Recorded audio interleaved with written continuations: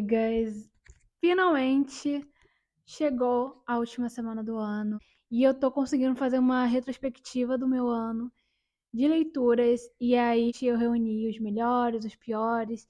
Eu já fiz um livro de abandonados de 2023 que eu vou deixar aqui linkado pra vocês. Esse ano eu não li tanta coisa, tanto livro ruim, ainda bem, e também porque a maioria dos livros que eu li foram livros que eu já meio que sabia que eu ia gostar, livros da minha zona de conforto.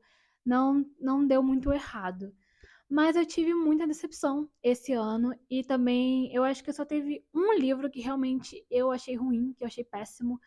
E os outros foi eu não gostei, porém eu gostei de algumas coisas e aí acabou que muitos livros que eu não gostei foi por expectativas frustradas que eu tive ou erradas também. Então eles entram em decepção.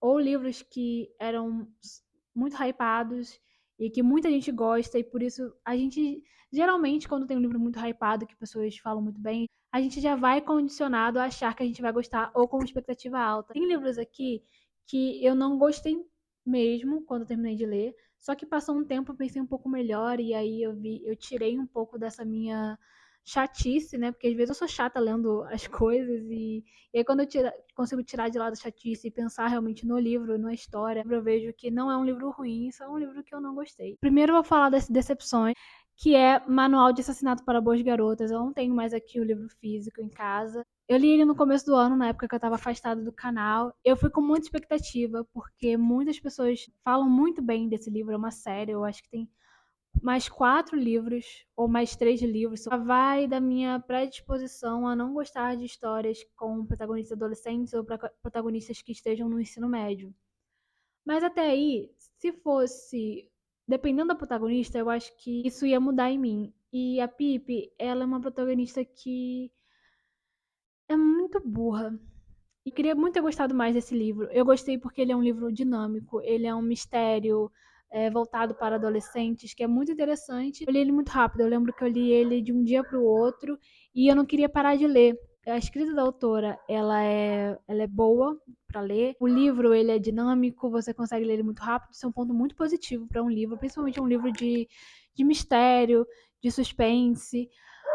E eu achei o plot interessante. O plot é a Pipe, ela é uma estudante do ensino médio que está fazendo uma matéria. Essa matéria é uma matéria investigativa sobre uma adolescente que estudava nessa mesma escola dela, que desapareceu alguns anos antes dessa história do livro começar. Ela decide investigar o que aconteceu com essa menina e acaba que ela conhece o irmão do namorado dessa menina na época. Eu esqueci o nome dessa menina que desapareceu. E também esqueci o nome do namorado que foi acusado de, né? E ele acaba cometendo sui por causa disso. Então, é uma história é uma história triste que aconteceu, meio macabra, desse suposto crime, né? Eu acho que é Andy. É Andy o nome dela? Eu não vou lembrar, gente. Tem muito tempo que eu li esse livro. Eu só lembro o nome da Pipe e eu acho que eu não lembro o nome de mais ninguém do livro. Eu acho que eu não lembro. E aí começa ela tentando investigar. E isso eu achei muito legal, porque ela vai investigando aqui, investigando ali, ela encontra o diário dela, ela vai. Isso vira muito mais do que um trabalho de escola para ela. Ela realmente ela tem essa coisa investigativa. Claro que tudo com esse plano de fundo do ensino médio. Só que meu problema com esse livro, eu tive 2 problemas com esse livro que fizeram ele estar aqui em decepção. A burrice da protagonista. Ela mesmo eu acho que é Sal o nome lembrei agora, acho que é Sal. O nome, eu não sei se é o nome do irmão mais velho ou o irmão mais novo, porque ela se junta com o irmão mais novo pra descobrir o que aconteceu, porque ela e o irmão mais novo são os únicos que acreditam que esse irmão mais velho, o ex-namorado da eu não quero falar o nome errado, gente, mas eu acho que é Andy.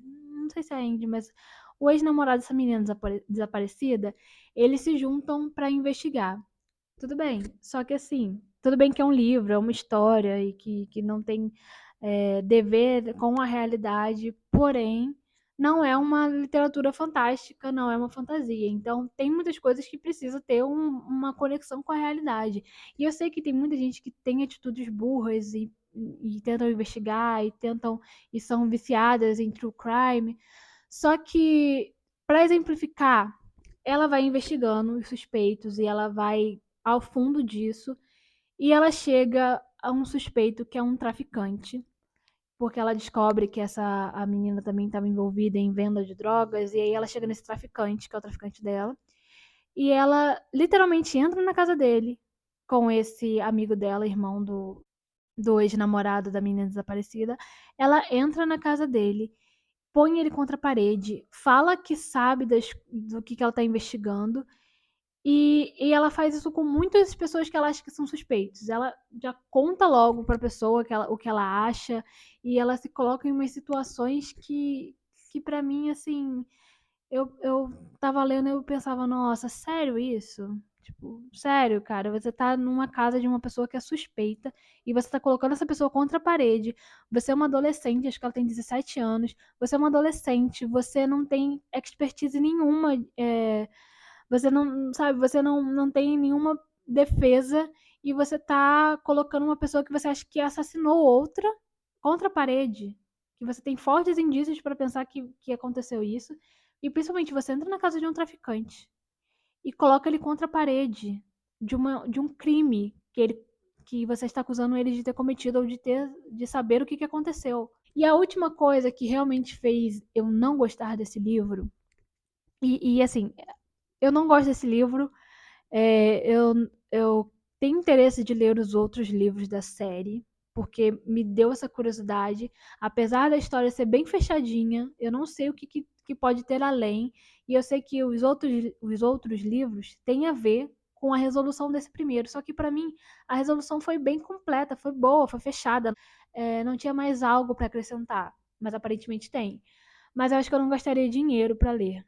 Eu acho que eu leria se eu ganhasse de presente, se eu achasse em algum sebo, se eu pagasse baratinho. Então, apesar de ficar com essa curiosidade, mesmo não entendendo por que precisaria de outros livros, para quem leu sabe, tem a cena, uma das cenas finais, onde um desses suspeitos faz uma coisa com um cachorro da protagonista. E acaba tendo consequências terríveis. E na resolução final, a Pippi, ela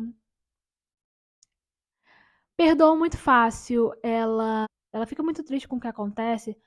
Só que no final, quando ela encontra a pessoa que fez isso, a atitude dela é nada, nada praticamente. E assim, gente, quem tem cachorro, quem realmente tem essa conexão com o cachorro, eu fico pensando assim, com a Kiara, se alguém fizesse alguma maldade com a minha cachorra, eu não consigo nem pensar na. Eu não ia conseguir ter essa resiliência toda. Nem resiliência, gente, eu não sei o que aconteceu. Mas eu acho que me pegou essa coisa, sabe? Essa pessoa botou em risco ela, a família toda dela, teve uma consequência terrível para um membro da família dela, que era o cachorro. Perdoou muito fácil e foi uma coisa que pra mim, assim, se resolveu numa ceninha. Não tem como uma pessoa ter essa atitude, entendeu? Você tá ali na frente da pessoa. E eu não tô falando que ela deveria agredir a pessoa, não tô falando que ela deveria fazer alguma coisa de ruim, pagar na mesma moeda com essa pessoa. Mas do jeito que foi uma coisa muito. Tipo, eu fiquei pensando, é isso? Você descobriu a pessoa que fez uma coisa horrível com um membro da sua família e você perdoa fácil, rápido. Hum, uma ceninha você perdoa? E é isso. Ai, não vou falar mais sobre esse livro que me irritou. Mas apesar disso, como eu falei, eu tenho sentimentos mistos, porque eu não quero comprar os outros livros, mas eventualmente em algum momento eu leria para tirar minha conclusão mesmo final, e eu queria muito saber o porquê que tem outros livros. Se você já leu, comenta aqui embaixo do porquê que tem essa continuação, se a história já é bem fechadinha. Eu gostei da resolução final. Gente, eu vou fazer uma inserção aqui no meio do vídeo, porque eu tô editando esse vídeo agora e eu acabei de reparar que eu perdi o arquivo onde eu tava falando sobre alguns livros. Mas um desses, que foi uma decepção, foi um livro da Colleen Hoover. Eu abandonei esse ano O Lado Feio do Amor. Tem um vídeo aqui no canal que eu vou deixar aqui embaixo falando sobre O Lado Feio do Amor e os livros que eu abandonei esse ano. E esse eu não abandonei, eu li ele também pra Maratona Literária de Inverno, eu li em vlog. E quanto mais o tempo passou, menos eu gostei dele. No começo, quando eu terminei, eu também não gostei muito. E agora eu gostei muito menos. Muita gente gosta dele, não é necessariamente um livro ruim ou mal escrito, não é um livro mal escrito. Por isso que ele não é assim uma pior leitura do ano. Mas o problema dele é que a história tinha tudo pra ser muito boa.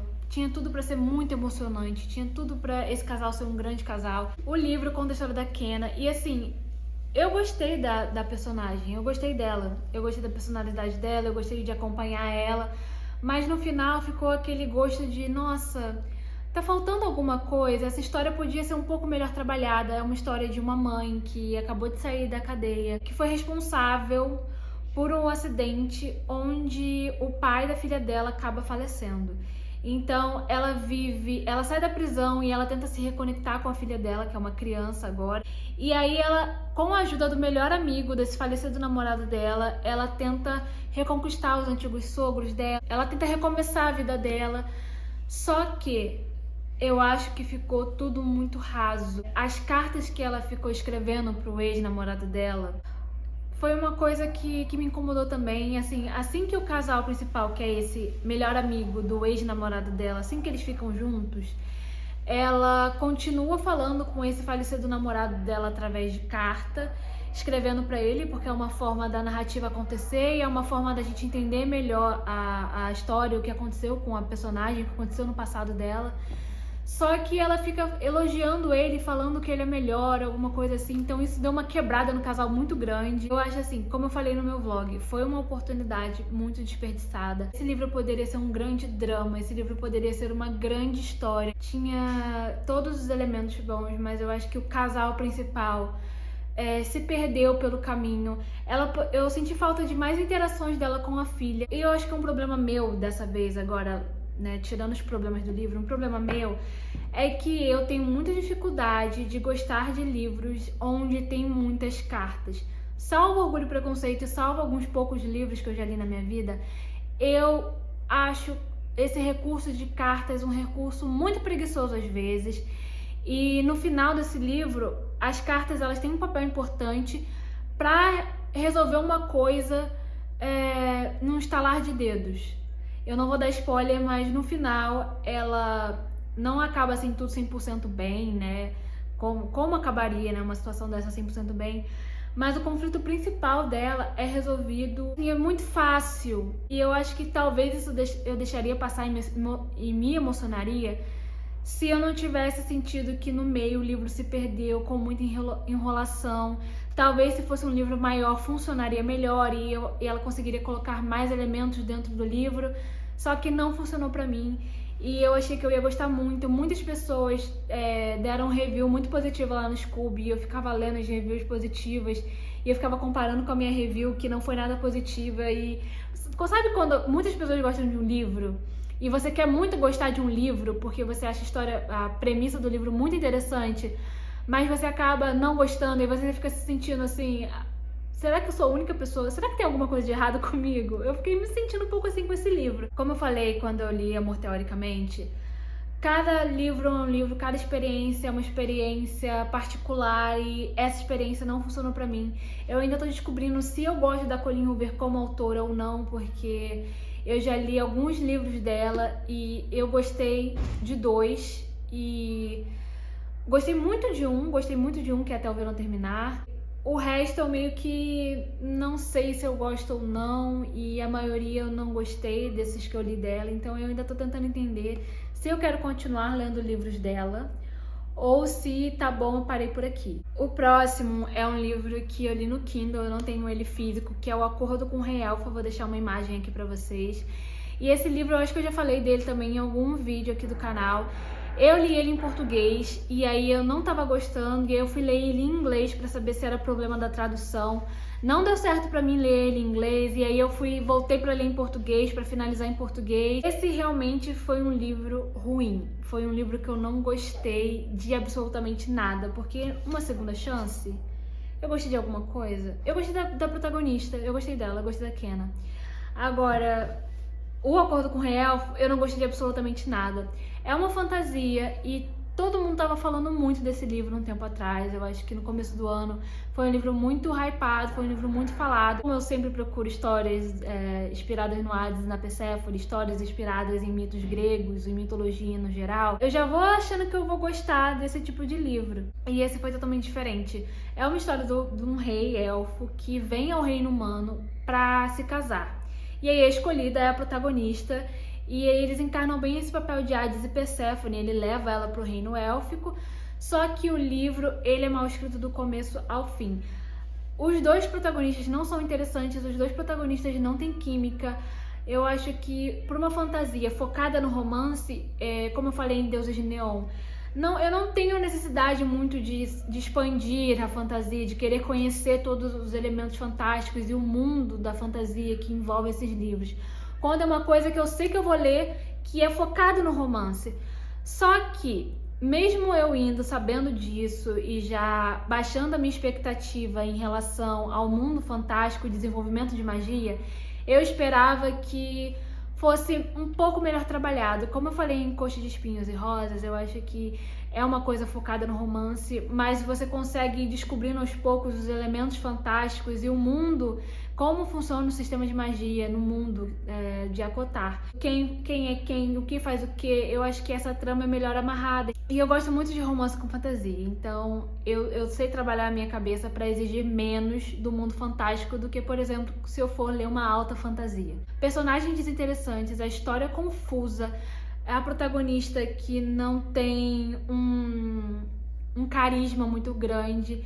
E não foi erro de tradução, não tem problema na tradução, foi realmente a história que foi um pouco desconexa, um pouco mal escrita, não foi interessante. A gente tenta entender o que tá acontecendo ali, porque a protagonista, ela precisa, se eu não me engano, trazer vida pro reino élfico ali, ela tem que sentar num trono, e ela sentando no trono, dela vai a vida pro reino. Basicamente, assim, se eu me lembro, que eu tenho muito tempo que eu li. Quando você chega no final, é meio que não importa tanto assim o romance, você não quer muito saber o que vai acontecer, porque não te deixa curioso, não te deixa intrigado, interessado. Então, o Acordo com o Rei Elfo realmente foi uma das piores leituras que eu tive no ano. Príncipe Leopardo é um livro que eu fui meio que enganada, porque eu vi algumas resenhas desse livro, eu sempre tô pegando indicações de romance, e aí eu vi a indicação desse livro aqui, e a pessoa que estava resenhando, ela falou sobre o livro, e eu acho que, eu não sei se eu entendi errado, ou ela colocou uma expectativa muito, muito alta, porque assim, tem tudo, tinha todos os elementos pra fazer eu gostar, tinha essa relação de uma aristocrata com um. Ele, se eu não me engano, o protagonista, ele é criado da propriedade dela e eles acabam se envolvendo. E eu gosto muito dessa diferença de quando protagonistas de romance, principalmente de romance de época, eles se envolvem com pessoas fora do seu ciclo social. Eu acho muito mais interessante do que quando são do mesmo ciclo social. Me foi vendido como um romance e por ser mais 18, eu achei que talvez o romance ia ser mais acentuado e acabou que não. Então eu achei esse livro um pouco mais leve, né? Apesar de ser mais 18, é um livro leve, é um livro que tem cenas hot normais, nada demais, sabe? Mas não por isso, é porque eu achava que esse livro aqui ia ser um pouco melhor escrito. Tem uma história muito interessante que é do Harry, que é do criado dela, que ele tem um passado muito triste e ele quer se vingar. Ele tem um inimigo que é um lord, que é um vizinho ali da propriedade dela, e a gente não sabe muito bem se ele é quem diz quem ele é, o que ele quer fazer, quais são os planos dele. Eu achei essa parte interessante. Mas o problema é que a protagonista, ela é mais sem graça do que o protagonista. E isso é muito ruim. Quando os protagonistas, eles têm que ser equilibrados, os dois têm que ser muito bons, senão o livro não funciona. E o problema desse livro aqui é a escrita. Eu acho que a resolução final também, quando eles ficam juntos, não tem muita emoção. Eu esperava um pouco mais desse livro, porque eu acho que eu sempre vou esperando muito de romance de época, porque quase todos eles alcançam as minhas expectativas. E eu tava falando sobre um livro que Para Conquistar um Libertino. E eu falei muito sobre esse livro, mas acabou cortando a gravação. Nesse livro aqui é uma governanta e um duque, e é bem diferente, então eu achei que eu ia gostar. Eu nunca tinha lido nada da Suzanne Nock. Para os personagens, principalmente de romance, todas as interações dos personagens, elas têm que levar os protagonistas a algum lugar. Eu acho que toda interação tem que ser interessante. E esse casal aqui, eu não tenho tanta coisa positiva para falar. É um livro que eu percebi que estava lendo isso para um livro de romance, um livro de fantasia. Eu sempre falo aqui no canal. Quando você percebe que você está lendo e você se tira desse livro, dessa situação, e você percebe que você está lendo, quer dizer que a história não está sendo envolvente, quer dizer que você não está conseguindo se conectar ao livro, aos personagens. A governanta a Alexandra, ela é contratada pelo Duque, pelo Lúcia, para ensinar a prima dele a boas maneiras e como se portar em sociedade, para ela conseguir casar, conseguir ter um noivo.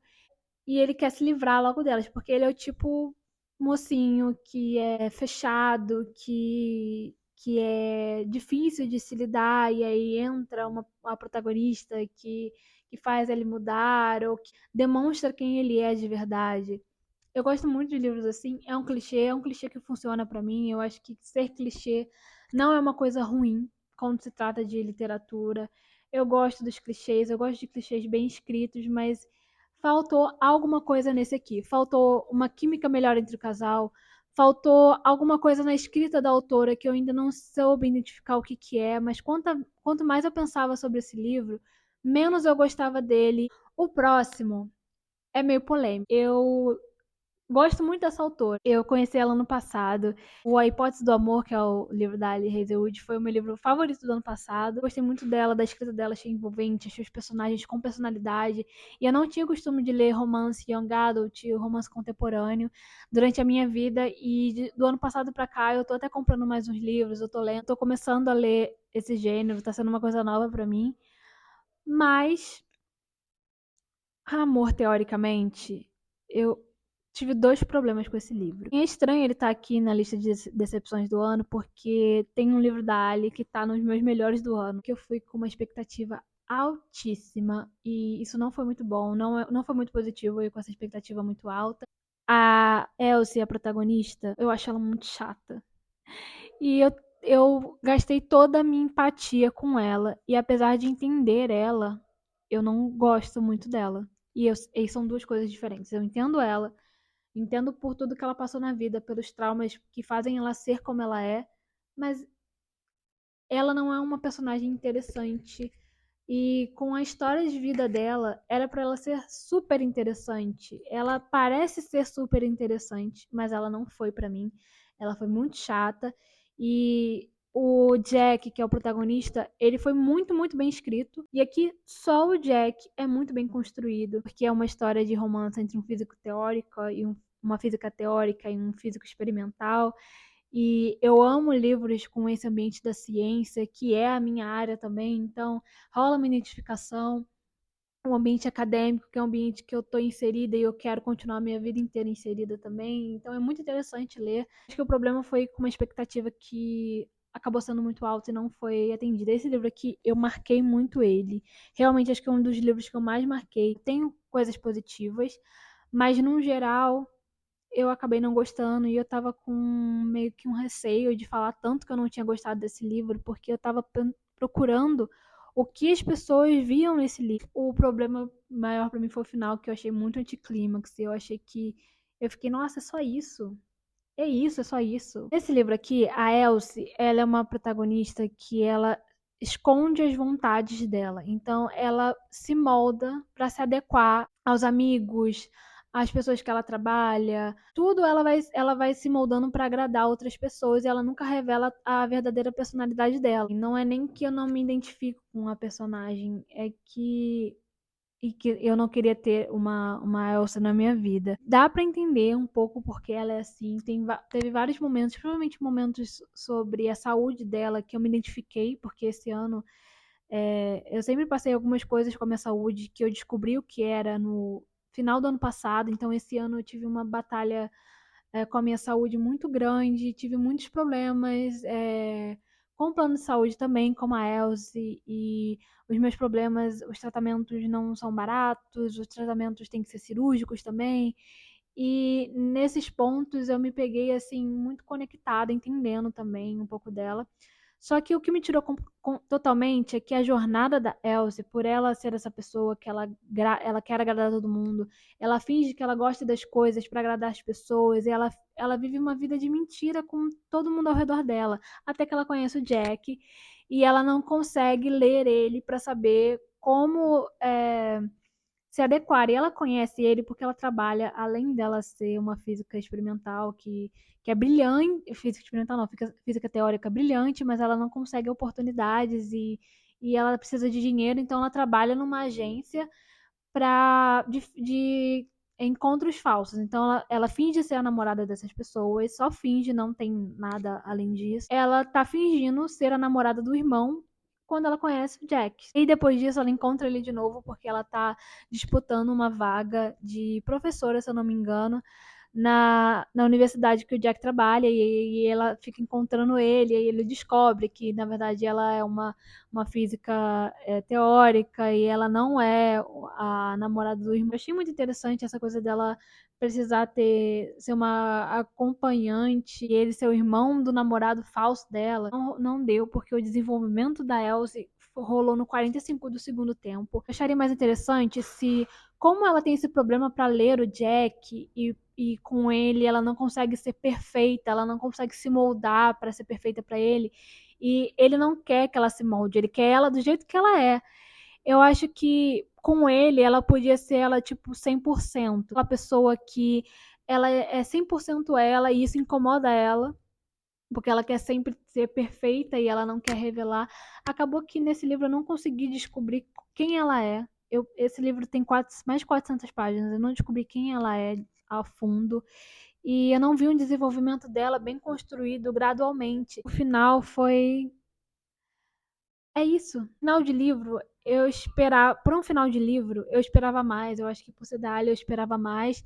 E eu acho que hoje eu consigo falar com propriedade que, apesar de ter marcado tudo, apesar de ter gostado muito do Jack e ter gostado um pouco do livro, não adianta quando a gente não gosta muito da protagonista. E agora eu tenho mais coragem de admitir pra mim mesma que é um livro que eu não gostei muito, mas é um livro que vai continuar na minha estante, porque, apesar de tudo, a escrita da Ali é muito boa e é um livro que me deu vários sentimentos. Ele me despertou vários sentimentos durante a leitura, então ele continua na estante, apesar de ser um livro que eu não gostei. Não chega a ser um livro ruim, mas é só um livro que não foi pra mim, por isso que ele tá aqui nessa lista. E esse não foi decepção, esse realmente foi o pior do ano, é A Garota do Lago.